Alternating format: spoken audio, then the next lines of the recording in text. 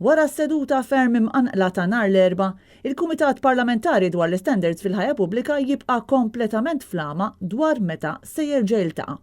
Wara li l-Kummissarju għall-Standards George Hisler kien sab li d-Deputat Laburista u ex-Segretarju Parlamentari Rosjan Cutajar ħatja ta' ksur ta' etika, fil-5 ta' Lulju l-Kumitat Parlamentari dwar l-istess standards tlaqqa biex jiddiskuti dan ir-rapport għall-ewwel darba.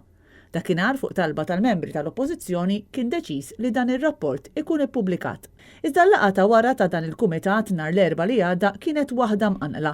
Meta mitluba jieħdu l-vot tagħhom dwar dan ir-rapport, il-membri tal-Gvern ivvotaw kontrih, filwaqt li l-membri tal-Oppożizzjoni approvawh.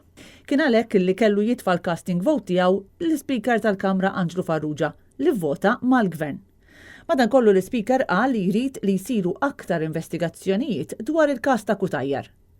Il-membri tal-Gvern talbu li bħala xhieda jittella l-Kummissarju tat-Taxxa Marvin Gerty. Talba li l-membri tal-Oppożizzjoni aċċettaw filwaqt li min-naħa tagħhom talbu li jidher l-ewwel Charles Farrugia Tikka, il-ħabib ta' Rosjan Cutajar li allegatament qasam magħha s-senserija. Iżda l-membri tal-Gvern Glenn Bedingfield u Edward Zammit Lewis oġġezzjonaw għal din it-talba u qam kjas sħiħ bl-Speaker tal-Kamra jispiċċa joħroġ il-barra mill-laqgħa. Issa l-Kumitat għadu qed jistenna biex jingħata data ġdida għal meta se jkun qed jerġa' jiltaqa' sabiex jiftiem dwar kif se jkun qed jipproċedi bl-investigazzjonijiet li jrid jagħmel dwar ir-rapport ta' George Hisler fuq Rosjan Cutajar.